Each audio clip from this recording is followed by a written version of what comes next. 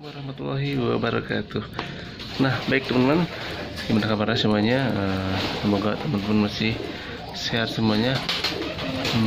Saya doakan semoga teman-teman masih dalam lindungan Allah Subhanahu wa Ta'ala, dan disehatkan dan dimurahkan rezekinya, amin ya rabbal alamin, dan dikabulkan apa yang belum terkabul di tahun ini, amin. Nah, di video pada kesempatan kali ini saya ingin berikan teman-teman seputar tanaman biasa. Jadi bahan apa saja yang untuk saya sharing ya, bahan apa saja yang digunakan dalam membuat misalkan mau bercocok tanam, apalagi di sistem polybag.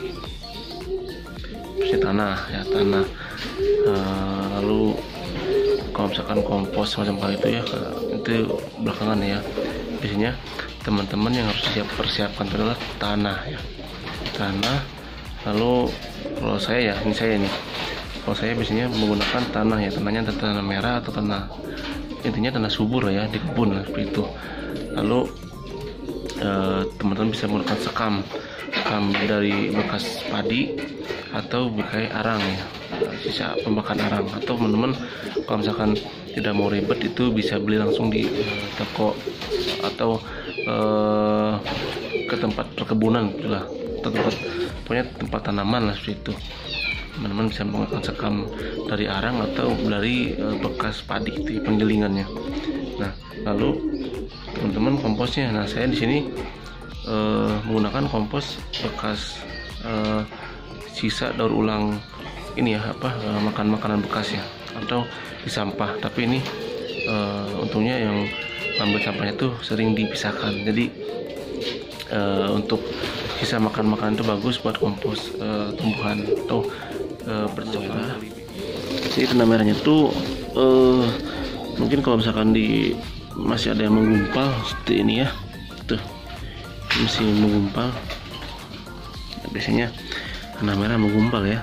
Nah, teman-teman yang pertama digeprek dulu ya, dihancurkan pakai palu atau batu, yang penting hancur dulu.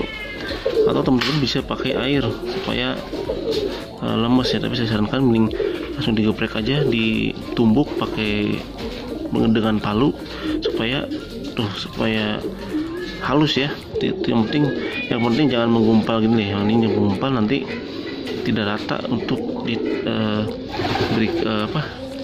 dimasukkan ke polybagnya, dan malah menggumpal tuh sampai rata. Nah, setelah itu bahan yang kedua ini saya ada sekam teman dari arang soalnya. Yang udah tuh. Jadi ini sekam dari arang. Kebetulan di kebun sering bakar lalu ada arangnya. Nah, saya ambil.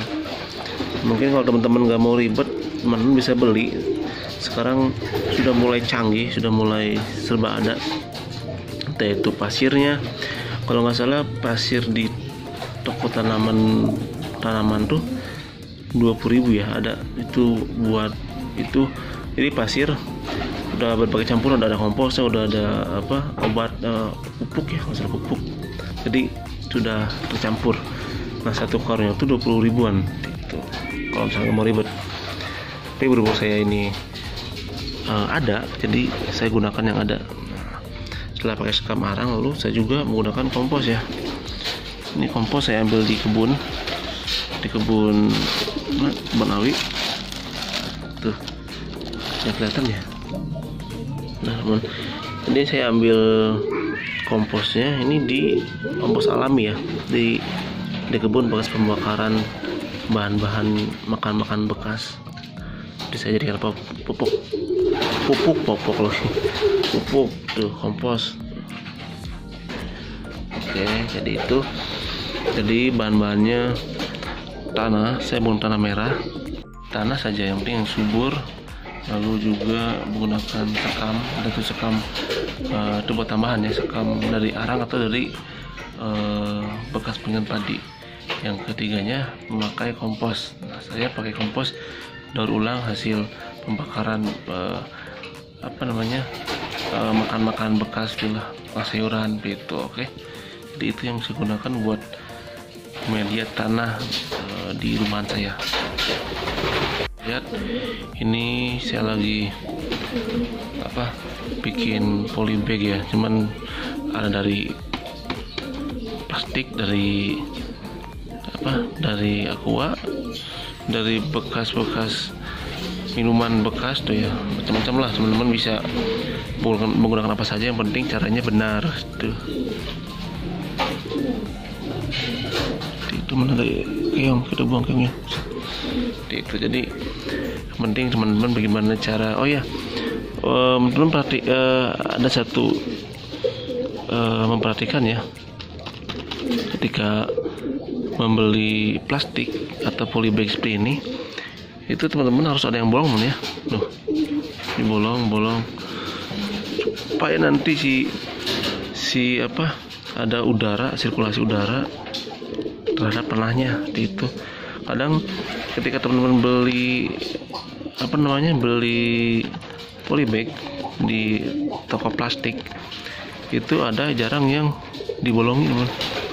Nah, daripada teman-teman ngebolonginya susah atau lama, teman-teman harus diperhatikan tuh ya, pakai bolongan ya. Kadang kemarin saya antar uak itu beli polybag di toko plastik, itu tidak dibolong-bolongin ya, jadi tidak ada sirkulasi udara buat tanahnya gitu. Jadi teman-teman harus perhatikan, ini sangat penting ya teman-teman. Oke, seperti itu. Ini informasi sebagai informasi buat teman-teman yang kalau memang belum tahu itu, kalau menggunakan ini sama ini harus diberi sirkulasi udara. Ini saya udah potong teman. Nah ini tuh ya, tuh kelihatan nggak? Nah tuh saya sudah potong buat ada udara nanti keluar. Nih kalau nggak dipotong seperti ini, nanti si tanahnya menggempal tuh. Ini seperti ini saya dulu belum dipotong, cuman baru beberapa saja saya potong tuh, saya bolong-bolongin tuh, saya beri rongga udara. Ini kalau misalkan nggak dikasih rongga udara, nanti seperti ini menggempal ya, si tanah tuh keras gitu. Makanya fungsinya itu untuk sirkulasi udara tanah. Di sini bisa ada ventilasi, bisa seperti itu. Oke teman, mungkin itu saja beberapa apa sih bahan-bahannya untuk bercocok tanam polybag. Jadi sudah saya jelaskan tadi, yang pertama tanah, setelah yang pertama tanahnya subur, masih sehat. Lalu yang kedua memakai sekam dari padi penggilingan, atau bisa memakai sekam bekas bakar ya, arangnya ya, arang sisa kayu bakar seperti itu, tapi yang arangnya. Lalu juga yang terakhir pakai kompos. Teman-teman bisa menggunakan tai embe juga nggak apa-apa.